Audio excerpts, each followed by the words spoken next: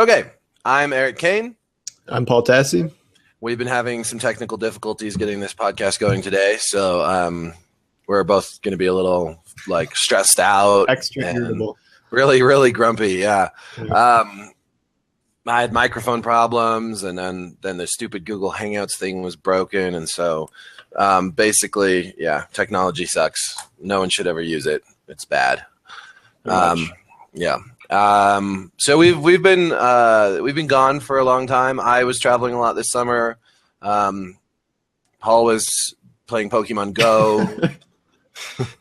And, my own vacation. Yeah. I didn't really get too fond of Pokemon Go, but that might be because I didn't get any traffic from it. So it's my favorite game of all time. Yeah, really, the one and only. Anyways, we'll probably talk a little bit about Pokemon Go, but maybe start with some No Man's Sky, since that's the big hot button item right now. Everybody is having something to say about No Man's Sky. I personally, I think it's a neat concept that really lays bare the problems with procedural generated games in general, and that feels like a game that was probably never meant to be a big AAA title, and it should have probably been an indie game on Steam Early Access, and that the early access should have started when the launch started, so that all these things that are missing from the game or that are not really fleshed out enough could have been developed over time, and the game could have been more complete and felt a little more rich, maybe 8 months from now or something.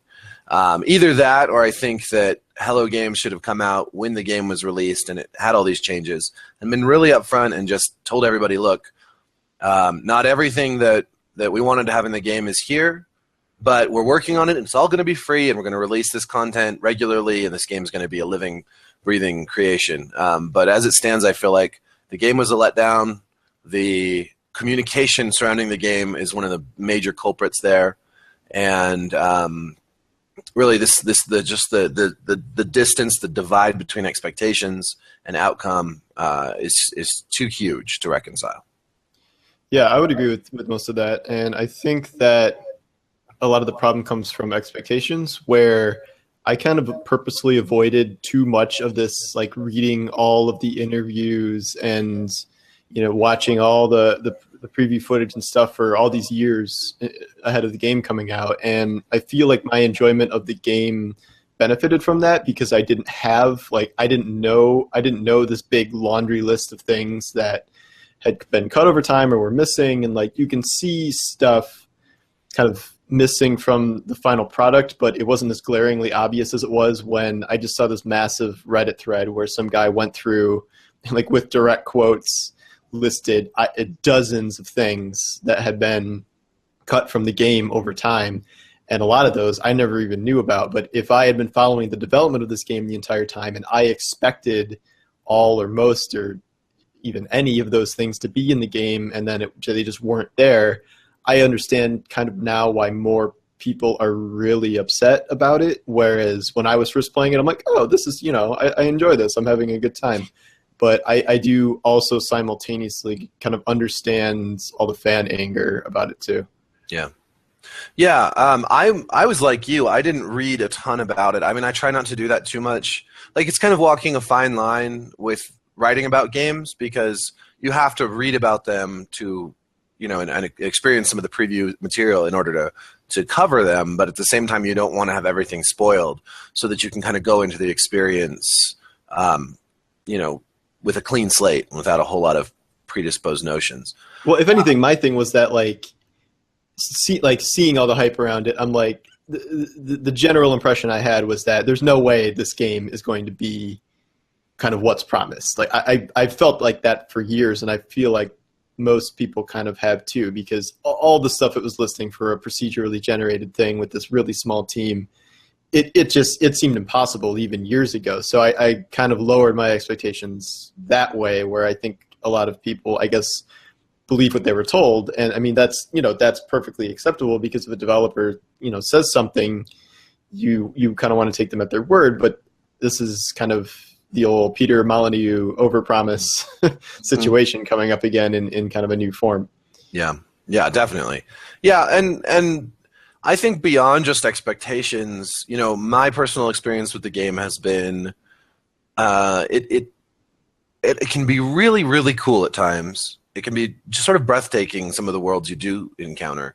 But at the same time, I find it really tedious. And I guess it's just maybe not a game for everyone, because I got bored pretty quickly. And I feel like part of that is because, when I first came to my hot and gold planet fairly early on, it was this extremely hot planet. You could die really easily if you stayed out in the heat too long. You had to run back to your ship and everything. But there was lots of gold there, and I thought, wow, this is cool because there's this rich planet, but it's a challenging planet. So that must be why there's so much gold here.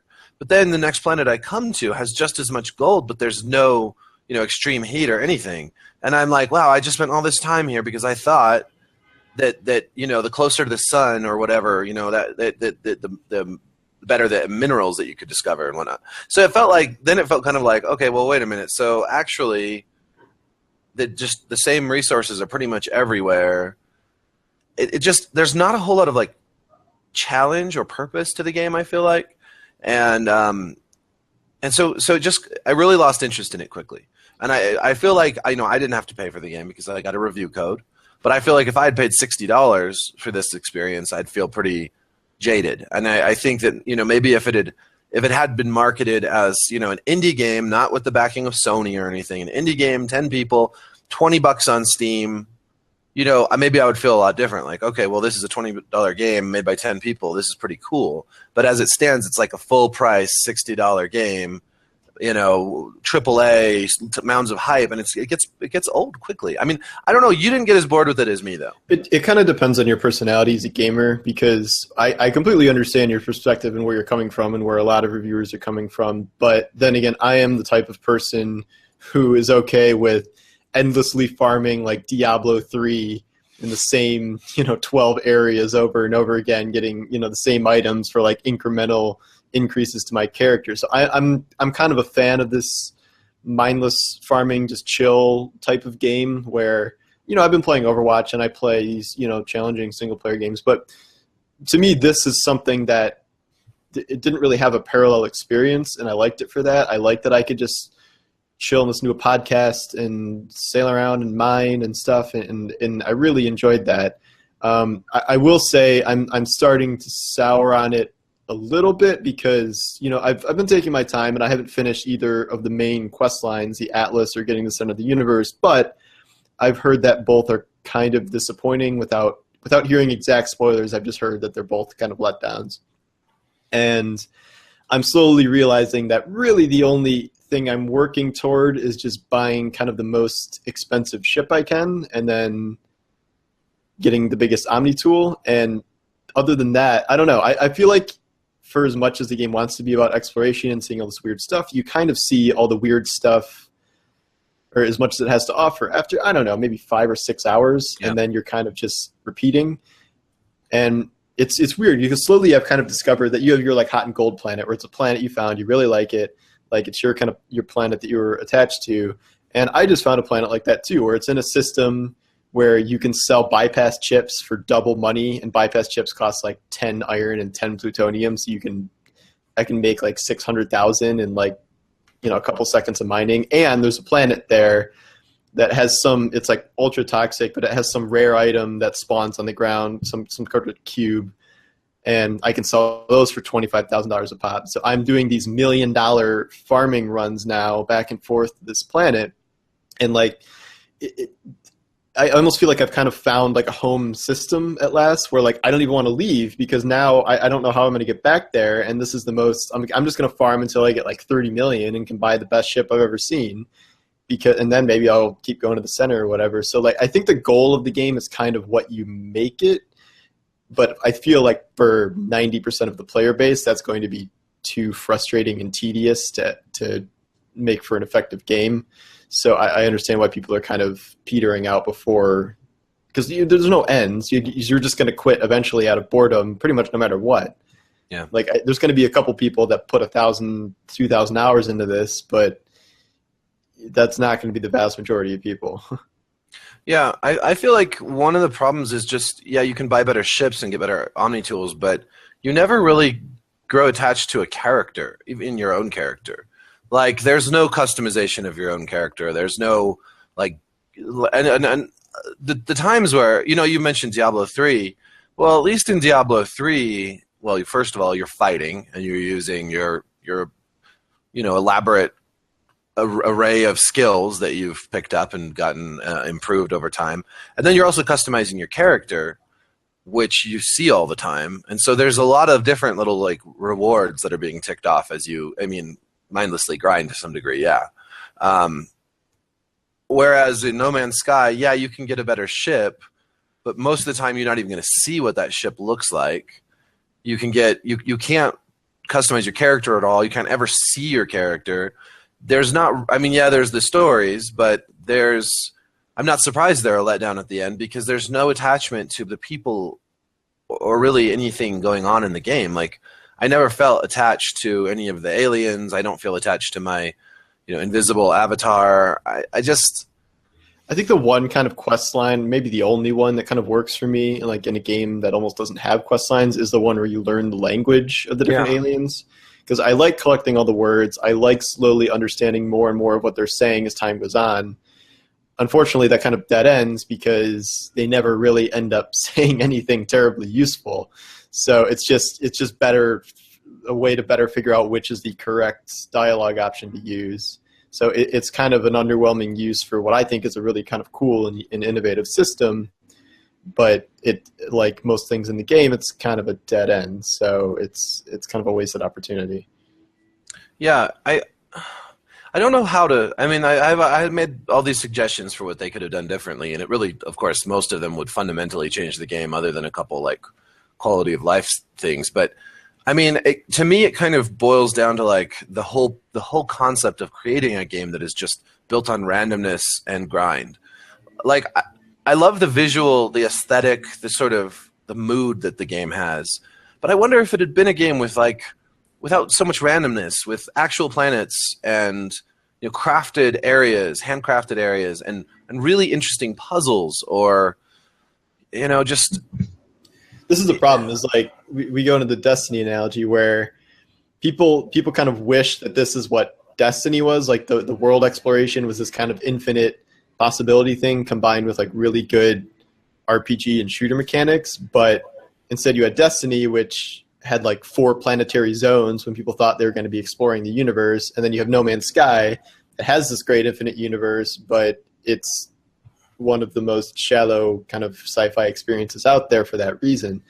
So it's kind of but combining those two into one thing would be such a monumental task that I don't even know if that would be physically possible to make. Because, I would love a game with all these handcrafted worlds. And, like, maybe that's what everyone says, like, Star Citizen. Like, that's what Star Citizen's going to be. And it's going to be this space sim to end all space sims. I hope so. I hope that's true. But the scope of something like that is nuts. But yeah, the hype behind that game and the controversy is pretty crazy, too. And I think we've learned at this point that hype should not be... that the hype is as bad for the game as anything. I worry about a game that's pre-selling like ships for hundreds of dollars, and like I don't know, man. I hope that all pans out, and I know the Star Citizen community is like very fervent about defending that. But again, you've seen what happened with No Man's Sky, and I hope that doesn't happen with other games, but it's bound to. Yeah. Yeah, I think one of the tricks, like combining Destiny and No Man's Sky, conceptually that's amazing. But there's lots of little problems that are pretty obvious. Like, one planet in No Man's Sky is the size of a real planet. That's true. They're huge. You can't have that with players. Like, what if you have 10,000 players on a planet the size of Earth? They're still not going to be running into each other very much. Yeah, I think multiplayer is impossible. People are sad that two people finally got on a planet together, but like when you have a game of that scale, multiplayer was just. Co-op maybe co-op would be a good idea, but just multiplayer running into other people and going into a system and seeing someone there with their ship and you can battle them. That was never going to happen. Like, there's no realistic way to do that unless you're matchmaking into specific solar systems Right. full of players, and then it becomes a completely different type of game if you're just thrown in random systems. Yeah. So that's one thing that never made much sense to me that people thought was going to really be the case. And in some ways, that takes us back to when people were disappointed with the limits in Destiny, and you think, well, okay, what if Destiny didn't have those limits? What would it have looked like? And if it was a scale, like to scale planet, well, I mean, how would they even put? I mean, even in PvE, it would be just daunting. Just to even have something like that. And I think Destiny got the better end of bargain here. If games are not meeting expectations, Destiny still was a very functional game and very addicting and very good to play. Whereas we had all this initial hesitance about Destiny, but then it eventually grew a fan base. Whereas No Man's Sky, it's hard to see that happening unless there are just huge changes over the past year. I read some article today about, I think it was Polygon. It was like No Man's Sky is the new Destiny, and what the game we see a year from now is going to be totally different.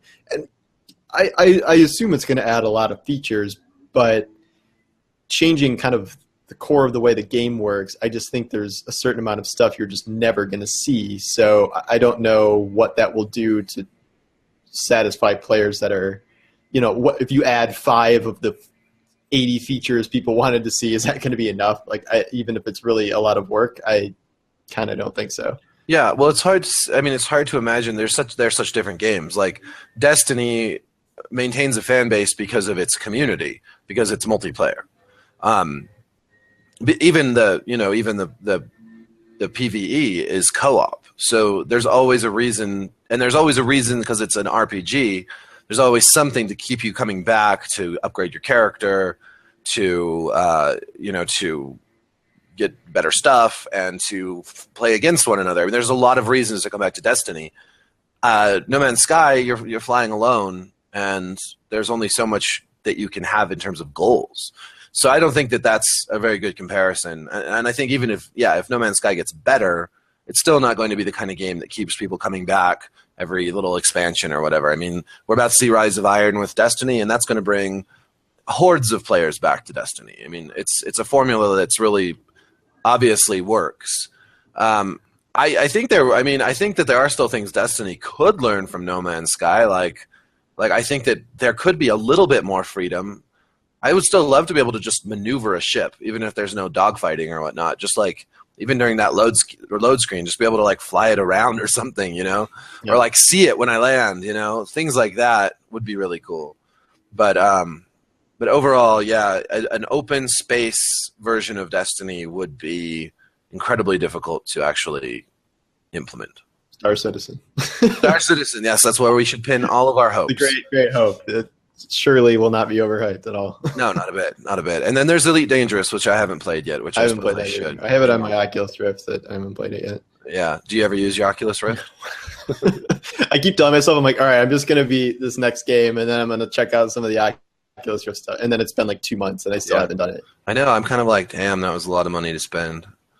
Like, should I even, like, are they even going to be worth anything to our professions? Like, that's why I got it, so I could review. Yeah, I know. I mean, I covered it for like a month. I mean, some of the stuff did okay traffic, but like, just generally, I don't know. You think you buy it, like, oh, okay, well, there's going to be some killer app that'll come down the line, and there'll probably just be an Oculus Rift 2 that'll make ours irrelevant. And, no, totally. Yeah. But we don't have to get on a VR tangent. That's all. No, we've done all that. We've done all that. Although No Man's Sky would be really sick in VR, and I'm guessing that will happen with at least PlayStation VR, and probably the other ones. Like that would be a pretty sick experience. We'll see when that happens, probably in like a year or two, but it would be very cool. Well, I think VR will be interesting to cover as it develops, and certain games will certainly be cool. But yeah, right now it's shite. Yeah. So. Other games. You just finished Deus Ex. I did. And what did you think? We are recording this before embargo, but embargo drops tomorrow. So by the time this is up, I should be legally allowed to talk about all this. Just for context, Deus Ex Human Revolution was 2011, and that was my game of the year then. I adored that game. I'm a big sci-fi nerd, so I really like that kind of scene, and I'd really never seen a kind of realized sci-fi universe the way Deus Ex did it. And that was a year when like Skyrim came out, so I was really going out on a limb to make that my game of the year. Mankind Divided is strange. It does all the same things as Human Revolution, but it really doesn't evolve in many meaningful ways. Like, you know, you see these big leaps from kind of these classic games like Uncharted. The gap between Uncharted 1 and 2 becomes a lot better. Assassin's Creed 1, Assassin's Creed 2, like these games kind of evolve and they take their core systems and they get bigger, they improve them. There's, it's kind of a progression. Whereas Mankind Divided, there's some new augments and stuff like that and a couple new mechanics, but I'm almost positive it's smaller and shorter than Human Revolution, and I don't know. Maybe there's a backstory to that with Eidos Montreal or Square or whatever. But I was kind of surprised because I came home, I was on vacation, and I got my review code like 2 days after I was supposed to, and I'm like, I'm not gonna be able to finish this in time for embargo. And then I played it pretty much all day yesterday, and then this morning, and then I finished at like 11, and I'm like, oh, okay, like great. And it's just, and that's with doing, I'm like Mr. Explore Everything, do all the side quests, like that is the whole shebang. Wow. And I was like, it's okay, but it's just kind of lesser than the original in almost every way. The story, just the size, I don't know. For being 5 years ago, it just doesn't seem like the game has evolved very much. And it's still a good game because I really like the series and I like the original. So, but at a certain point, if you just kind of see a copy of what the original was with just a different story and some changes, like is that really enough to give it another 10 out of 10 or whatever I gave it last time? Like, yeah. And I don't think so. What's your score? I think I'm giving it an 8. So in the great video game, I don't know. I view that as like a B- because I use the letter system. Yeah. So I was thinking early on, I was like, oh, this is probably like a 9. Like it's solid. And then it was just very short, and the plot didn't really go anywhere, and the ending was a little strange. And they fixed some of the problems that the original had. Like the final boss fight, you don't just have. Yeah, I play no kill, all stealth, and you don't just have to suddenly just murder someone in a boss fight. You can do tactics, you can stun and this and that. But so they've changed. They've taken some feedback to heart, and there's no just hard multiple choice ending where you have like 4 options. So they've improved in that regard, but those seem like kind of softball gimmies, and I feel like it should have done more with it. And about 70% of the game's in Prague, and there's only a couple missions where you like ship out to some facility somewhere. I think there's only like 3 or 4 that are true kind of away missions, and it just felt like a lot less, which is I was not really expecting. But on the other hand, like short games can be great sometimes because we have too many games to play. So like we play a short game, and it's kind of like, hey, no, it's great for me because now because I didn't get to play much of No Man's Sky, so now I'm going to go back to No Man's Sky, but for at least until I get bored. But for people, kind of, I don't know, it's the whole like value. Like, did you get the dollar amount you wanted? And for some people, I mean, I think it's definitely probably a $60 game. And there's some other modes. There's like a puzzle solving mode, and then some little like vignette short stories. So there's a couple other things, but I just, given how much I loved the first game, I was just kind of surprised that I wasn't quite as enamored with it, because sequels usually kind of take what was successful in the original and build on it in significant ways, and this barely did that. Like if any, and it was just smaller and kind of strange. Well, that's disappointing, but not really surprising necessarily. I mean, so many disappointments. I mean, overall, I think this has been a pretty good year for games. So far, there's been a lot of good stuff, and there's still quite a lot more coming up. Like, I mean, are there any games you're really excited about for the sort of as we approach the holiday season? Oh man, I thought Dishonored 2 came out in August, but I was wrong, and it comes out in November. Yeah, I think there was a delay. Yeah, okay. I'm excited for that. I'm excited for to some degree, Infinite Warfare. I will be curious to see if Watch Dogs 2 made significant improvements over the original, because there was so much that was like obviously wrong with the original. I'm kind of curious to see if that's one of the sequels where it really improves on the original. Battlefield 1, obviously, I'm really looking forward to, just to see how that goes. And whenever they add new Overwatch characters, I'm excited for that. There's a new map coming out. Yeah, I saw that. And that looks pretty cool. Council map. Yeah, it's pretty sick. Yeah. I got someone yelling at me for saying in my headline, finally. Like, I was like, finally a new map to Overwatch. And he yells at me and he's like, it's only been out for a month.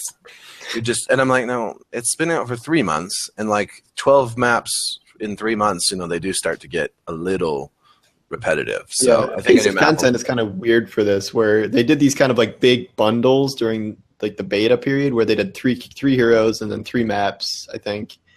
And now we're doing like, one hero and then 1 map and then maybe another hero if you solve this augmented reality game, and then maybe another. So it's a little strange. I think they're kind of just finding their footing with what they're going to do with that.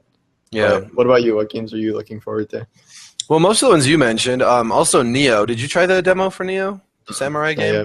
There's a new demo coming out. Isn't that the Samurai Dark Souls one? Yeah, I mean it's similar to Dark Souls, but it's it's made by the Ninja Gaiden people. So, so it's its own unique game as well. But it was very, very hard and a lot of fun. So I'm looking forward to that. And Dishonored 2. Yeah, did you play the DLC for the first game?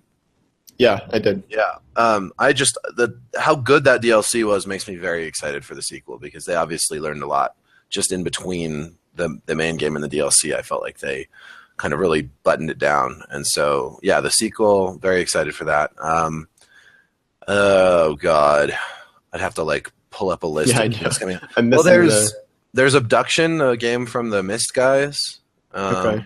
That's coming out real soon. That could be interesting. There's other indie stuff. Let me actually pull up a list so we can kind of go through. Yeah, I don't even remember the full list. I Game will- Informer has this like giant running list of. Yeah, they do, but Releases. Wikipedia is better. They've Yeah, got that works. even. I've got to actually send out a review schedule here. I keep meaning to do that, and then I get busy.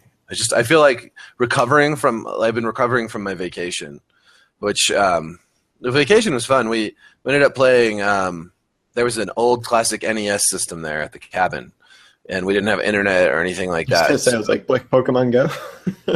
No Pokemon Go, no nothing. But we played. We played a lot of Super Mario Brothers, the original, and it was really fun. I ended up beating that game 4 times in a row, so I got to like new game plus, and that I'd never been able to do as a kid, and so I was feeling very proud. Like of myself. my reflexes. Yeah, Finally, I've gotten so good at this. Years of games journalism training. Yeah, I really do think it's helped. There's the new Metroid on the 3DS. I still have to try that. I don't know. Let's see. Madden. How many times can I roll my eyes? No, it'll be different this year. People are so into those games, but they just like I could buy one and then play it for like 5 years. What about World of Warcraft? Are you going to play Legion? No, I have not played 1 second of World of Warcraft in my life. I'm like the biggest I'm the biggest like Blizzard games person ever, and that is the one game I have just never touched.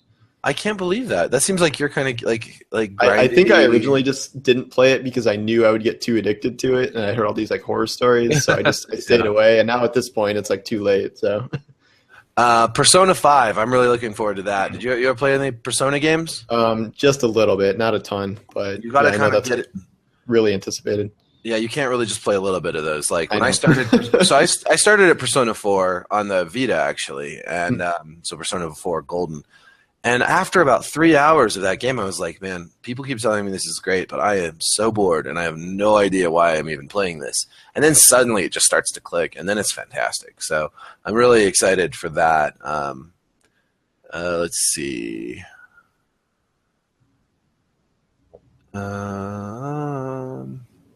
So many games. It's just crazy. I swear to God, sometimes I'm just so overwhelmed with everything. Like, shows and games and like just so many things, and I'm like, oh, where's that coming from? I didn't even hear about that yet, and it's just like there's so many. I mean, like I don't know what your email inbox is like, but just the bombardment of pitches for this game and that game and that game. 20,000 unread messages. Yeah, I keep just marking all, and then do you know how to do that? We can mark all as read. Yeah, you just don't even bother anymore. At this point, yeah. It's crazy. So I like and then like the backlog of games to play. I'm playing old games. Like I'm playing Red Dead Redemption on Xbox One right now, and I played it in the past, but I love it. It's so great. I could just play that instead of playing any of these new games. Well, I think they're gonna announce the new one pretty soon. Relatively. Yeah, they better. It's about time. The Last Guardian.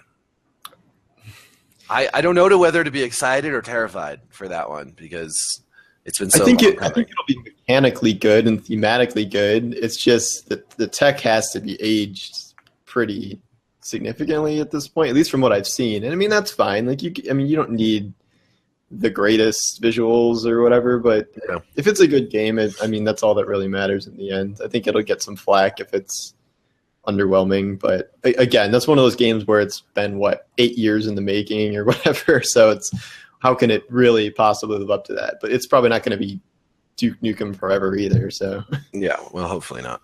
Yeah, I'm excited to see it just because it's nice that it's finally being made, but yes, I agree. Berserk looks cool. Titanfall 2. Titanfall 2. I'm really actually excited for. I am excited for that too. Like, not excited enough to remember it's coming out apparently, but I'm almost a little bit. I'm probably more excited for Titanfall 2 than I am Call of Duty or Battlefield, to be honest, because just there was so much potential in the first one that just wasn't realized, and now I think. I'm really excited to play the campaign and like a more refined multiplayer with all the modes they added after release that no one ever played because they gave up on it. And I even at the time, I'm like, Titanfall 2 is going to be great. That's what I said, years ago. And I don't know if it will be, but I definitely think it has the potential to be. So I'm really looking forward to that. I think, I've read some stuff, some people who have previewed the game, the single player campaign. I saw it compared to Half-Life 2, which is, it's almost crazy to compare something to Half-Life 2. In terms of how it works or in terms of how good it is? In terms of how it works, actually, with the puzzles and platforming and things like that you don't get in a lot of first-person shooters. So, that could be interesting. And just the fact, honestly, for me, it's like the fact that it has a single-player campaign. It's almost validation in a way. Like, so many people, whenever I write like, oh, this game should have had a single-player campaign, that would have been really cool. I always hear from a lot of people, well, like nobody plays the single-player campaign. Nobody finishes the single-player campaign. It's all about the multiplayer. But I still really believe that the single-player campaign is important in a lot of these games for a lot of people. Like, it introduces us to a world and to a story that can make us care more about the game. It for a lot of people serves as a really good way to get some sort of skill in the game before they're out fighting against real human beings, which is intimidating. Like, not everybody is a great first-person shooter player, so having a story and having a single-player campaign is just is really important, and I'm glad to see that Respawn is doing that. And I hope that it's a trend we see, because we've had this trend away from solo campaigns, and now we're going to see that turn back, because so many games would have been better, I feel like, if they'd had that.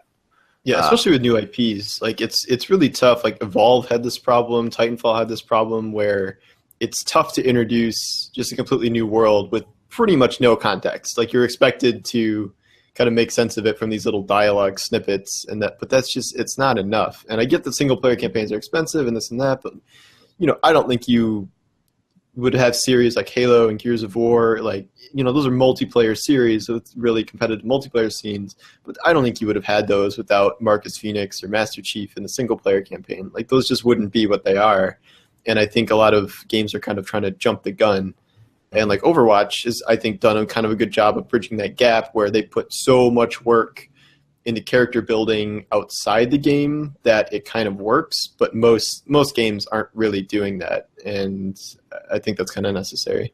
I agree. I still wish that Overwatch would implement some kind of even episodic single player stuff. Like, it'd be really cool, I think, if like maybe not each character, but if they started having character short campaigns for each character, or for a group of characters where you could choose which one you wanted to play, and then I don't know. I think it'd be really interesting, but of course that's a tall order.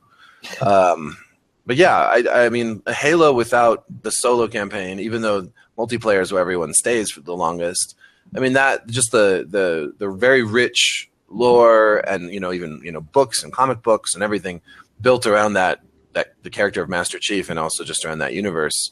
Without that, it never would have been the game that it is. And I will say though, it seems like it's harder to, especially with shooters, to keep creating kind of original, memorable single player campaigns, because it's just the last, most of the last decade at this point, like all the shooter campaigns are really kind of starting to blur together for me, where you don't really have as many just iconic moments the way you used to, where like I can't even remember what happened in maybe the last 4 or 5 Call of Duties outside of a couple moments where I think you have really great single player games that are still existing, like you have, The Witcher and stuff like that. So I don't think single player in general is going anywhere, but I do think it is getting harder to create single player kind of shooter campaigns where it's not full of stuff people have seen, a half dozen other times, buildings collapsing and helicopters crashing and all the usual kind of set pieces. Yeah, I wouldn't say it's getting harder. I would say that people are not doing a very good job.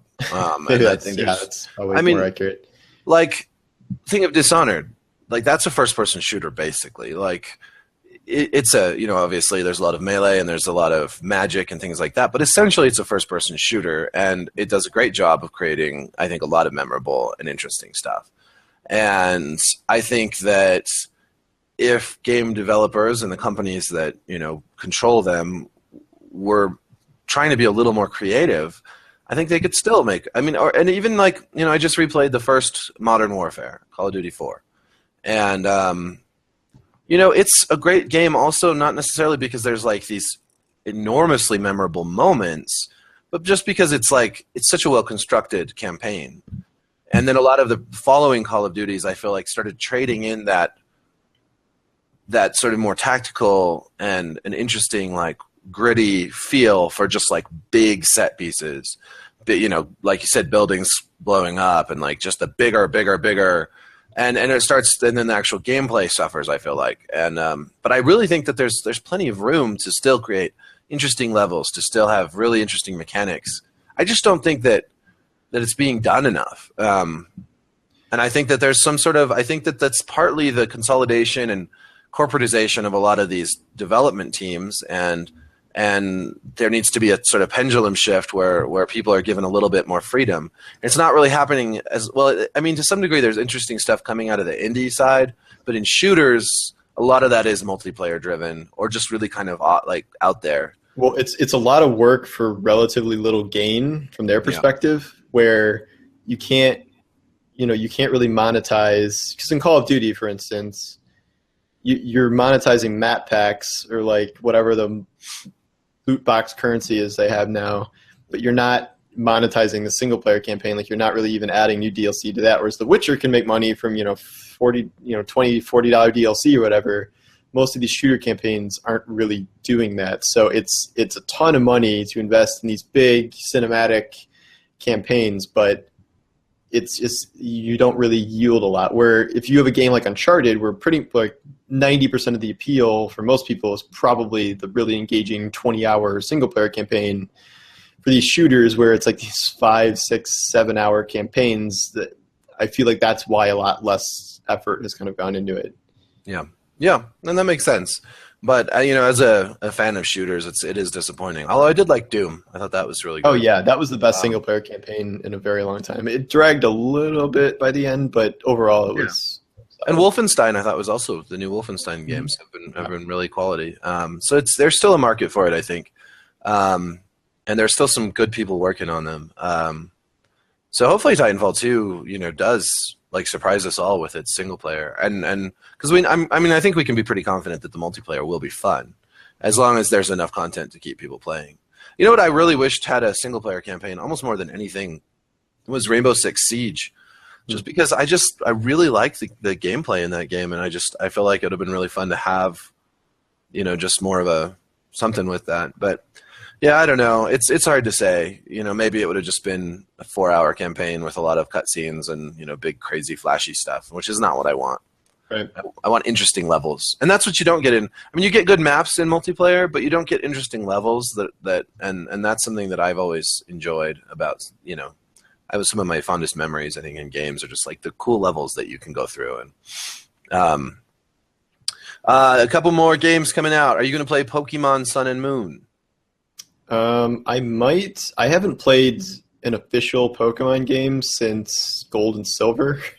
So as much as I cover, the happenings of Pokemon, I don't really cover the specific new handheld games. But I mean, obviously I was going to jump on Pokemon Go because that was just on cell phones and a completely different type of thing.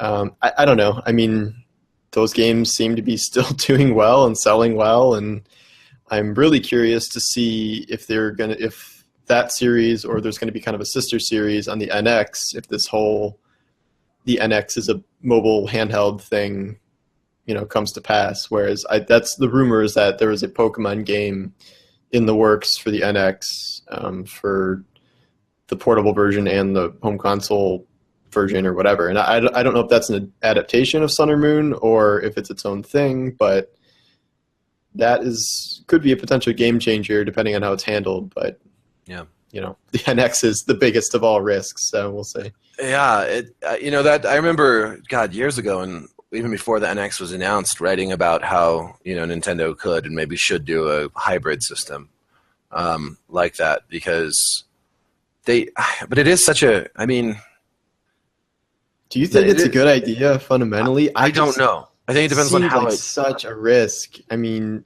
this is kind of what Nintendo does, and they do these really kind of ballsy things, but I mean, man, I don't know.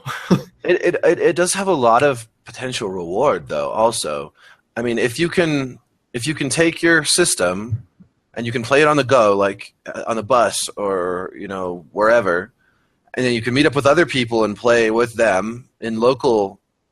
Like maybe you can like hook it up and play on the screen, but they can have their system too, and you can play like local multiplayer together. With your whole system with you. I mean, there's a lot of like really neat things that could come from that. I think it has a ton of potential. I thought I turned off my phone, sorry. I think it has a ton of potential. I think it is a risk. I think it could be a disaster. But I think that, there's also a risk in Nintendo pursuing pursuing the PS4 and Xbox markets. Like coming out like, I've also said, and I always have different, because I don't know what's the right answer, but, the other approach would have been a really, really strong home console, and maybe an updated handheld, like something that really blew away the PS4 and the Xbox One. But then again, if they'd done that, well, then maybe it would have blown them away right up until Scorpio is released. Yeah, so that's the thing, is like that to me has always been like the best option, like just the regular Nintendo system that can play all the first-party games and can play all the third-party games. And then you pretty much don't have a game library that can match that. You just don't. Yeah.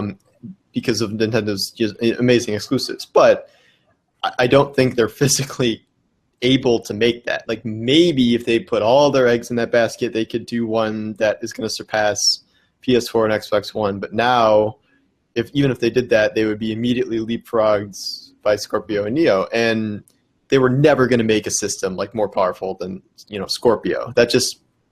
I love Nintendo, but I just don't think that is physically possible for them in the next year or whenever they want to release it. So they kind of ran the other direction, and they're like, well, screw it.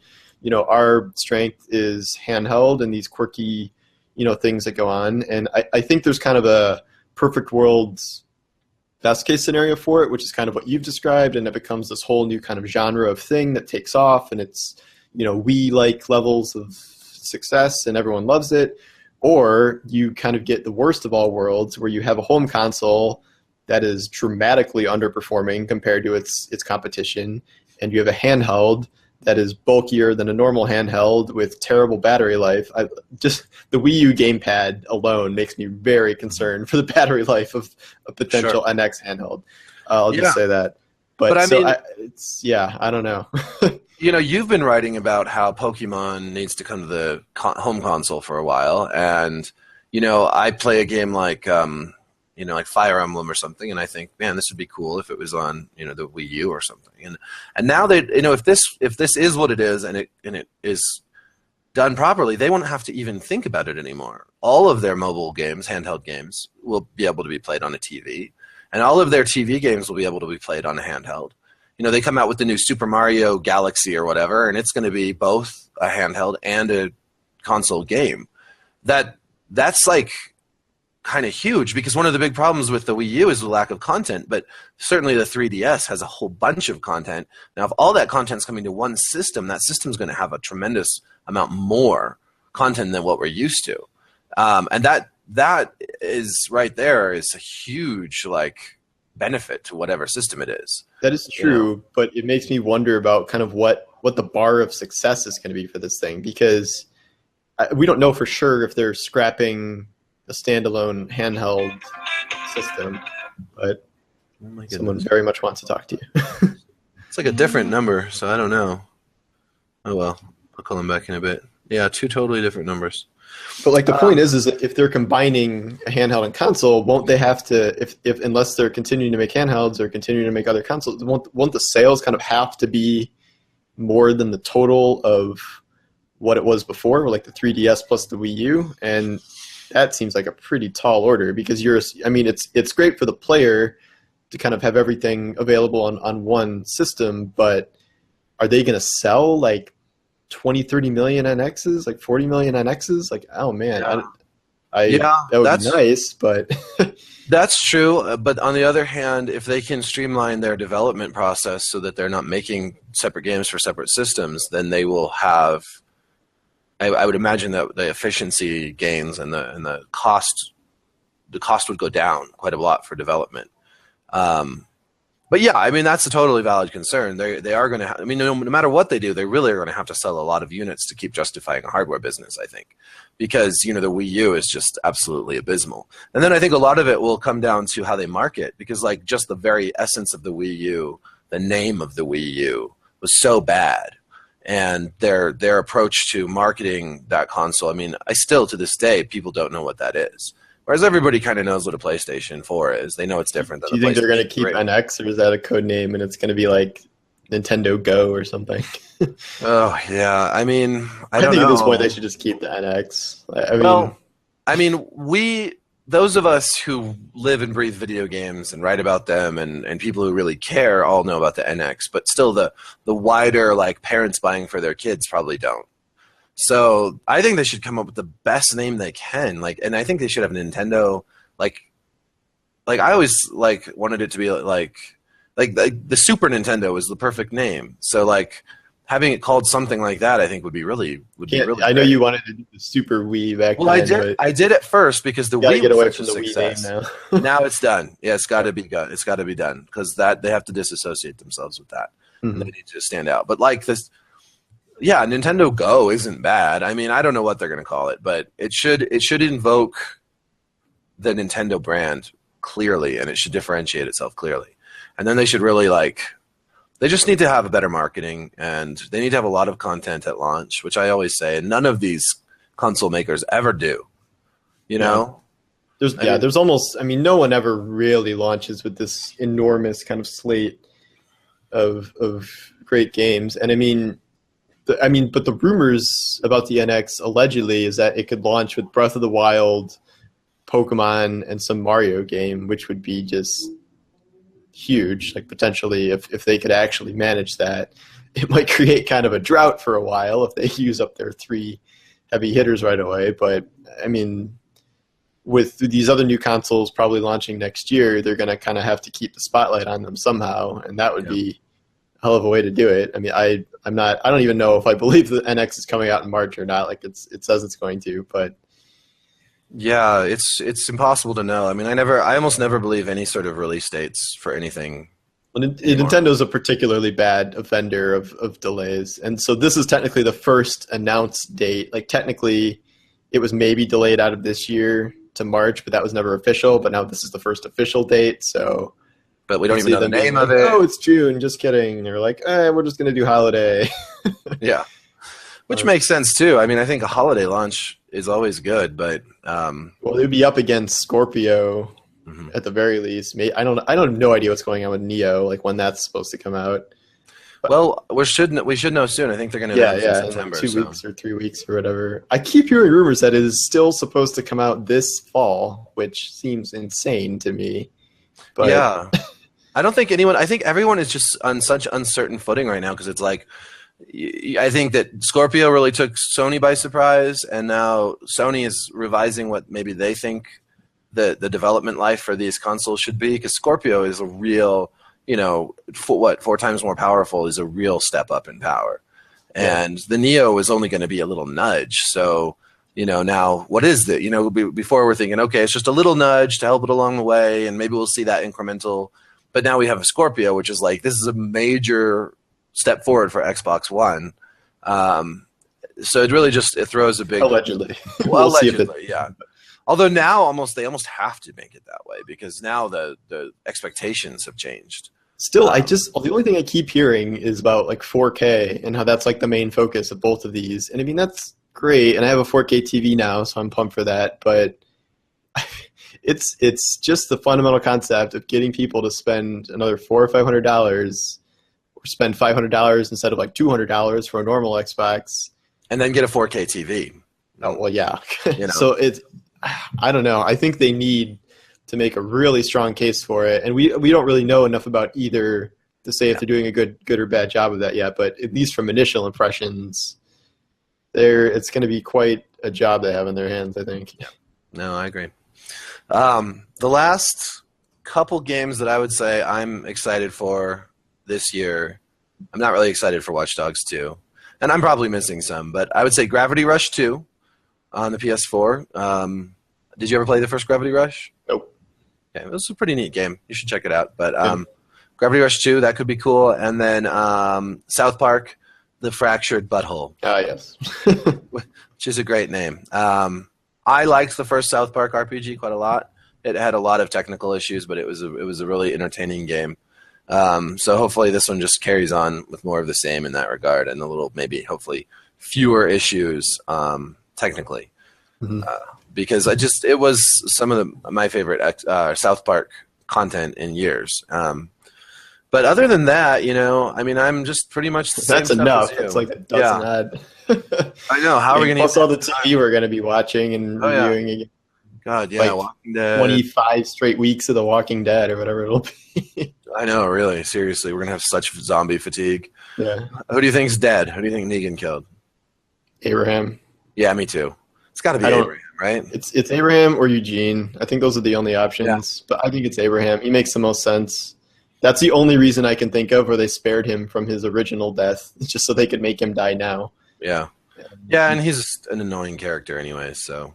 Yeah. They're both annoying characters, so I don't care if they die. Yeah. I already heard that Daryl and Glenn got ruled out, so. Okay, well. They can't make it Glenn because they did that stupid fucking fake death, which was one of the most egregious decisions on TV ever. It's like, that was one of the worst moments in any TV show I've ever seen. Yeah, easily. Yeah, it was so just atrocious. I'm still reeling from how bad that was. Yeah, so lots of TV coming up, and then we've got Arrow, and we'll talk about all that stuff next time or in a couple weeks when that all starts kicking in. But lots of TV. Did you watch Stranger Things? Of course you did. Oh yeah. I still have to write something about that. I don't know what to write. So here's my problem with Stranger Things. I liked it so much, I don't know what to say about it. Yeah, I run into that sometimes where it's like I'm really bad at writing like ultra glowing discussion of something where it's just explaining why something is so awesome. That's a lot harder than explaining why something is terrible. Yeah, like as a critic, you're like, I watched it all at once. It was so great. Good. Okay, here's a side question about Stranger Things. Do you think it would have been better released weekly, or do you think it was good as a dump? Well, I don't like the dumps. I mean, I like to be able to watch everything at once personally as a consumer, but I think that's like getting dessert before dinner, because it really, like, there is something so fun about watching an episode and having to wait to see the next one. And thinking about like, oh crap, what is the cliffhanger effect? And then all week long you can talk about it with your friends and you can read about it online. And then the next week the second episode comes and you're like, oh holy shit, that was amazing. I gotta wait now. Like, yeah, the instant gratification of the binge watching is nice, but you really lose out on the satisfaction of having to wait. And that's, I think people in this era of instant gratification where we can just have everything at our fingertips all the time don't really realize how valuable that is. So that's I totally agree with that in every way. And I mean, there's successful Netflix shows and it's doing fine, but you wonder how many of them could be even more successful if they did week to week and got people discussing it. And you can't imagine like Game of Thrones only existing as like a binge watch type of show, because that would, I get that people do binge watch past seasons and stuff, but so much of the appeal is that is these big cultural moments that happen that you just can't replicate otherwise. There's a community of spectators that grows up around a show like Game of Thrones, and between each episode there's such, it's almost celebratory, or it can be stressful but in a good way. And I can imagine if Stranger Things was airing weekly, by the time the 8th episode came around, just the intensity of the viewership at that point would have been so incredible. And of course you get none of that. You just get people being like, all right, did you see that? Yeah, it was great. Talk about it a little bit. What episode are you on? No, wait, I'm only on 3. No, I'm on 6. Yeah. So, it's really, I mean, I know that Netflix is doing something different and that people like it, but I think it's a mistake. I think it's a mistake for Netflix too. I think that as that excitement builds over 2 months, you would see more people subscribing. You would see just more attention being pointed towards Netflix, towards their dramas. Instead, it's almost like an afterthought for a lot of these things. Oh, wait, see, the new season of Orange is the New Black is out? I didn't even know, that kind of stuff. And you get like a day and a half of press or something like that. Yeah. And then like a couple pieces during the week, and then no one ever talks about it again. When normally that would have been 12 weeks. That would have been like a third, a fourth of the year. Yeah. But, yeah, and they don't have the same sort of marketing like build up as like big movies. Like, Suicide Squad was talked about for months ahead of time, and then was talked about a lot afterwards because it was controversial and it was a flop and all this other stuff. Stranger Things came out of nowhere practically. I mean, I was like, what is this show everyone's talking? I'm like, what? Someone made it. I'm like, who are these people in this show? Who made this show? Like, I don't understand. Like, it was just nothing. It just popped into existence and became a thing. And that's the way with all of their shows. Like that, yeah. I haven't even watched that How to Make a Murderer yet that you wrote about and got like a million bazillion hits on. But that one I didn't even know about it till I read your. I started reading. I don't think I read the whole thing, but because I didn't want to be spoiled. But I can't bring myself to watch that. It's just it's too. But anyways, it would be make you very mad. Yeah. Yeah, I don't think I can do it. I think we should probably just wrap it there. Because we've gone over a lot of stuff. I want to try to keep these to hour-ish. I just think that the problem is once we get into TV, we start going like hour 15, hour 30, and it's like it's too much to cover. So we'll just try to keep doing this regularly, going back into the busy season. Anyways, thanks for everyone who's been watching or listening. 2-player podcast. We are not dead. Rumors of our death have been greatly exaggerated. And we'll be back again next week. Sounds good.